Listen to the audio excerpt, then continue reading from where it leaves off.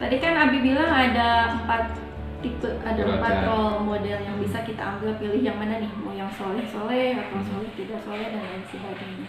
Sebetulnya ada nggak sih kriteria khusus yang ditentukan misalkan dalam Islam, kriteria khusus istri atau suami yang seperti apa sih yang harus menjadi standar kita gitu dalam Ya. mencari pendamping?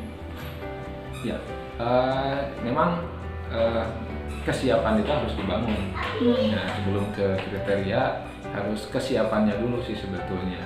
Kan jadi sebetulnya dalam Islam itu tidak ada istilah nikah dini atau telat nikah gitu ya. Sebab hakikatnya kan pernikahan itu takdir yang ditetapkan oleh Allah Subhanahu wa taala. Artinya yang duluan belum tentu lebih baik, yang telat juga belum tentu lebih baik, karena ujung-ujungnya nanti takdir dan pilihan kita ini soleh atau tidak, kan begitu. Maka penting disiapkan dari sekarang begitu. Nah, kesiapan ini mencakup salah satunya adalah bagaimana kita memantaskan diri gitu, menjadi orang yang layak untuk mendapat pasangan yang soleh juga. Sebab kan dalam Al-Quran janjinya Allah Subhanahu wa taala menyatakan at-thayyibatu lit-thayyibin wat-thayyibuna lit-thayyibat. Jadi orang-orang yang baik itu atau laki-laki yang baik itu untuk perempuan yang baik-baik, perempuan yang baik-baik juga untuk laki-laki yang baik-baik. Nah, maka tentu tugas kita adalah memantaskan diri untuk menjadi yang baik itu. Tapi yang disebut baiknya itu bagaimana? Nah, kan kalau Abi misalnya nanya ke Umi kriteria suami kayak gimana? Yang six pack kan gitu ya, yang sehat, kaya, ganteng gitu. Ternyata dapatnya yang begini. Atau sebaliknya, suami menginginkan istri itu seperti apa, pasti listnya banyak. Nah, pasti listnya banyak.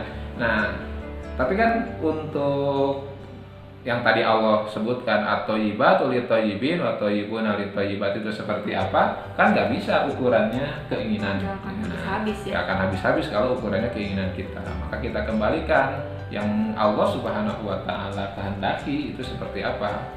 Nah, kalau kita baca-baca, ini sekedar kesimpulan pribadi sih sebetulnya, bagaimana Rasulullah Shallallahu Alaihi Wasallam pernah diuji oleh istri-istrinya begitu. Ya, karena kan Nabi manusia, istri-istri beliau juga manusia, yang tentu kalau istri-istri beliau kan memiliki kekurangan juga, namanya juga manusia ya, normal gitu. Maka di surat At-Tahrim ayat ke-5 dan ayat ke-6 itu Allah Subhanahu wa taala, karena ujian sangat berat kepada Rasulullah, Allah Subhanahu wa taala sampai menyatakan asa rabbuhu in talaqakunna an yubdilahu azwajan khairan minkunna. Allah itu bisa saja, mungkin saja, malah pasti kalau dia Muhammad menceraikan istri-istrinya, Allah akan mengganti dengan istri-istri yang lebih baik. Bagaimana istri yang lebih baik itu? Allah sebutkan muslimatin, mu'minatin, qanitatin, taibatin, abidatin, saihatin, sayyibatin, wa abkar. Jadi ada 8 isim fa'il yang Allah sebutkan begitu. Ada 8 anggaplah kriteria yang Allah Subhanahu wa taala sebutkan di surat At-Tahrim. Jadi istri yang baik itu, kriteria istri kan ya. Istri yang baik itu pertama muslimatin, muslimah. Jadi dia muslimah begitu. Yang kedua mu'minatin, mukminah, beriman kepada Allah Subhanahu wa taala, percaya kepada Allah. Yang ketiga qanitatin, taat kepada Allah, taat kepada suami. Yang keempat taibatin, suka bertaubat, karena yang namanya perempuan itu, mohon maaf, Allah Subhanahu wa taala, Rasulullah Shallallahu Alaihi Wasallam sebutkan dalam hadis itu kan kurang akal dan kurang agama. Maka kemungkinan untuk melakukan kesalahan itu ya lebih besar lah begitu. Maka perempuan yang terbaik adalah taibatin, yang suka bertaubat kepada Allah. Dan yang kelima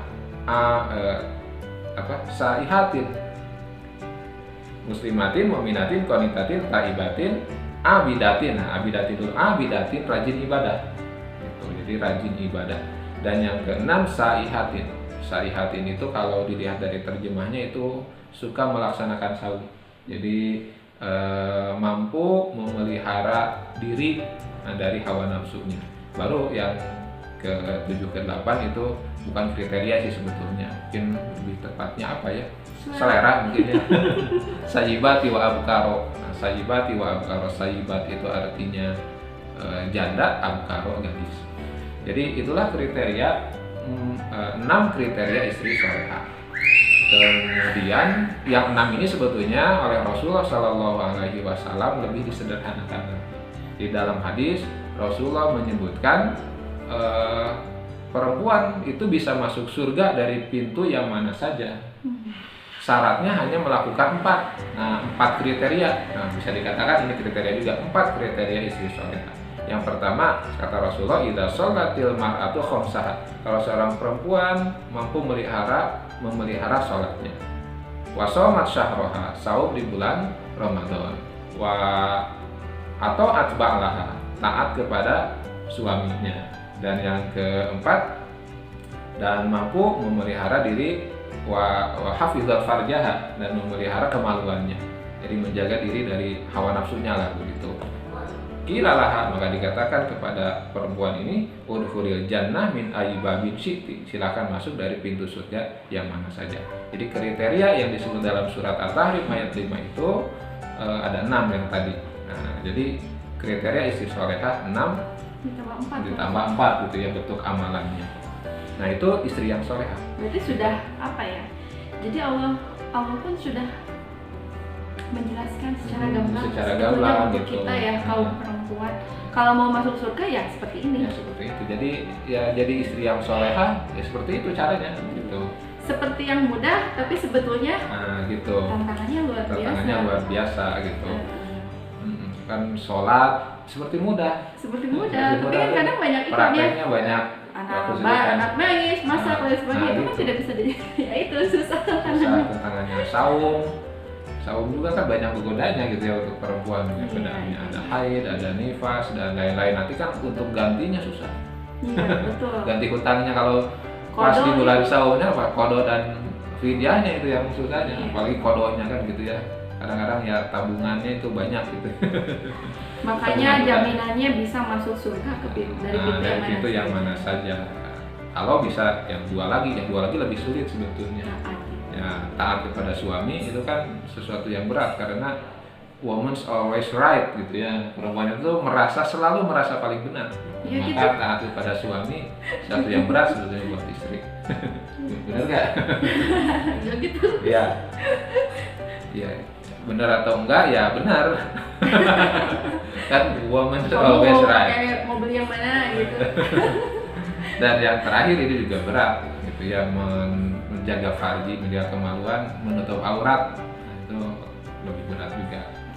Dari seluruh wanita di dunia yang menutup aurat berapa dibanding cuma berapa persen. Yang muslim, jangankan yang non muslim, yang muslim pun yang menutup aurat masih sangat sedikit lah gitu ya dibanding dengan yang tidak menutup auratnya begitu. Kalau gitu berarti ya teman-teman yang ikhwan kalau mau cari pendamping ada kriterianya sudah kriteria. Gamblang gitu ya mau Iya. seperti apa. Tapi ya memang itu kelihatannya nggak langsung terlihat langsung ya. Tapi tetap ujung-ujungnya ya dengan doa Gitu akhirnya. minta pendamping yang soleh. Tapi nih barusan kami bahas sampai 10 poin untuk kriteria perempuan yang soleh. Kalau laki-laki masa perempuannya aja. Nah, kalau laki-laki mau berapa kriterianya? Kalau perempuan 10, laki-laki 20 ada. Laki-laki 20. Wah, bisa lebih panjang. Bisa lebih panjang. Listnya bisa banyak. Nah, kita kembalikan saja lagi gitu ya. Kalau tadi di surat At-Tahrim ayat 5, perempuan itu 6 ditambah Rasul tambahkan dalam hadis 4. Maka untuk laki-laki sebetulnya kriterianya hanya 1. Nah, jadi di surat At-Tahrim ayat 6 itu Allah Subhanahu wa taala sebetulnya tidak secara langsung menyebut kriteria ya, tapi saya simpulkan secara pribadi ini kriteria laki-laki soleh ya begini. Allah Subhanahu wa taala menyatakan, ya ayyuhalladzina amanu qu anfusakum wa ahlikum nar. Wahai kaum beriman, laki-laki, ku anfusakum, jagalah diri kamu, wa ahlikum, dan jaga keluarga, naro dari ancaman api neraka. Jadi kriteria lelaki soleh itu sebetulnya satu, dia bisa menjaga diri dan keluarganya, melindungi diri dan keluarganya dari ancaman api neraka. Ini satu tapi berat. Jumlahnya satu tapi mencakup semuanya. Sabarnya dan segalanya gitu, ilmunya gitu. Jadi satu juga luar biasa ini, harus menjaga diri, menjaga keluarga dari ancaman api neraka. Ini kan gini saja, kita ambil contoh sederhana. Misalnya suatu keluarga, misalnya istrinya berbuat durhaka, istrinya sangat menentang kepada suami. Nah, kira-kira sikap suami seperti apa? Diam dosa. Didiamkan berarti membiarkan dosa, kemaksiatan, gitu ya. Sebaliknya juga jadi berat gitu. Kalau dia doakan keburukan misalnya untuk istrinya, nah balik lagi ke dia, berarti dia bukan suami yang soleh ketika istrinya tidak bisa dia arahkan, dia selamatkan gitu. Jadi ya kriteria suami soleh ya itu, dia bisa menyelamatkan diri dan keluarga dari ancaman api neraka. Makanya kalau ada nih buat yang gadis-gadis ya, kalau ada laki-laki yang awal belum menikah saja sudah ngajak maksiat, ngajak berduaan, nah itu sudah jelas bukan kriteria lelaki yang soleh. Eliminasi aja sejak awal gitu ya. Tunggu yang jelas-jelas. Nah, sebab Allah pastikan atau hibat atau hibun hibat, Allah jamin untuk yang perempuan yang baik itu ada laki-laki yang baik. Gitu. Akan indah pada waktunya. Nah, insya Allah akan indah pada waktunya. Sebab tugas kita kan siap-siap urusan kapan nikahnya, jangan dikarbit ya, yang dipaksakan dengan pacaran gitu ya. Sebab ada quotes bagus ini. Jadi untuk menjadi suami soleh itu atau suami yang baik itu tidak ada lain caranya adalah menikah. Begitu juga untuk menjadi istri yang soleh ya, tidak ada cara lain dengan menikah. Tidak bisa dengan cara pacaran. Sebab dengan pacaran itu hanya akan menciptakan pacar yang baik, tidak akan pernah menjadi suami yang baik. Nah, begitu juga perempuan ya sama, hanya akan menjadi pacar yang baik dan belum tentu menjadi suami yang baik. Gitu. Jadi ini parameternya tuh kayak gimana sih? Jadi kan tadi udah bahas kriterianya. Ikhwan Ahmad kalau mau mencari kriteria istri yang soleh itu seperti ini. Ikhwan kalau mau kalau mau menjadi suami yang soleh harus siap-siap seperti apa gitu kan. Nah sekarang parameter kesiapannya sendiri itu yang seperti apa? Kesiapan membangun rumah tangga. Ya, tentang parameter atau ukuran kesiapan sebetulnya sih tidak ada ya dalam Al-Quran ataupun dalam hadis ukuran kesiapannya seperti apa gitu. Nah, Rasulullah SAW hanya menjelaskan ya ayyuhas syabab, wahai para pemuda, man aroda minkumul ba'ata falyatazawwaj. Kalau ada di antara bukan man aroda, man istata'a minkumul ba'ata falyatazawwaj. Siapa di antara kalian yang sudah memiliki kemampuan al-ba'ah falyatazawwaj, maka silakan nikah. Nah, pertanyaannya al-ba'ah itu apa? Nah, dalam pembahasan para ulama ternyata al-ba'ah itu ya kesehatan reproduksi lah gitu, kemampuan untuk bereproduksi. Nah, saya tidak perlu menjelaskannya, lagi saum nih. Jadi kemampuan bereproduksi. Nah, jadi sudah mampu untuk melanjutkan keturunan lah gitu intinya. Jadi lebih sederhana sih gitu. Jadi tidak ada parameter kriteria khusus siapnya itu seperti apa, tidak ada. Tapi tentu makanya dulu zaman Rasulullah itu para sahabat ya nikahnya sudah mudah, ketika sudah ada kemampuan nikah, tidak dipersulit dengan kesiapan yang menghambat gitu ya pernikahan sehingga ujung-ujungnya malah marak pacaran. Kan salah satu faktor kenapa banyak pacaran, banyak perzinahan karena pernikahan dipersulit. Coba kalau pernikahan dipermudah, insya Allah derajat pacaran itu akan, atau kemaksiatan dalam bentuk seperti pacaran, perzinahan dan lain-lain akan berkurang gitu. Tapi kan kalau sekarang lihat zaman sekarang ya, lihat anak-anak sekarang, jadi kadang mereka itu apa ya? secara fisik mereka tumbuh lebih dari usianya, Ya, kan? Tapi kematangan mereka kan masih anak-anak. betul. Gitu. Nah. Ya, kalau dulu kan nikah tidak terbatas usia, satu yang penting siap gitu. Kalau Ya. sekarang kan makanya pemerintah memberikan peraturan karena memang kematangan Psikologisnya. belum. Nah ini nanti akan dibahas dalam bab parenting sebetulnya. Oh iya. Iya, bab parenting. Kenapa? Karena generasi sekarang, ya termasuk saya sebetulnya ya, tidak bisa dipungkiri, tidak dilatih untuk mandiri sejak muda. Jadi usia psikologis kita diatur oleh sekolah. Jadi 6 tahun SD, 3 tahun SMP, 3 tahun SMA, sesudah itu kuliah baru boleh nikah. Seolah-olah kan begitu. Jadi Harus. adanya pentahapan-pentahapan itu akhirnya membuat hidup generasi kita, ya tidak bisa dipungkiri, generasi kita menjadi telat dewasa karena tidak dilatih untuk mandiri. Coba kita lihat di zaman Rasulullah itu 6 tahun sudah berdagang kemana-mana. Nah itu berarti kemandiriannya sudah dibangun sejak awal.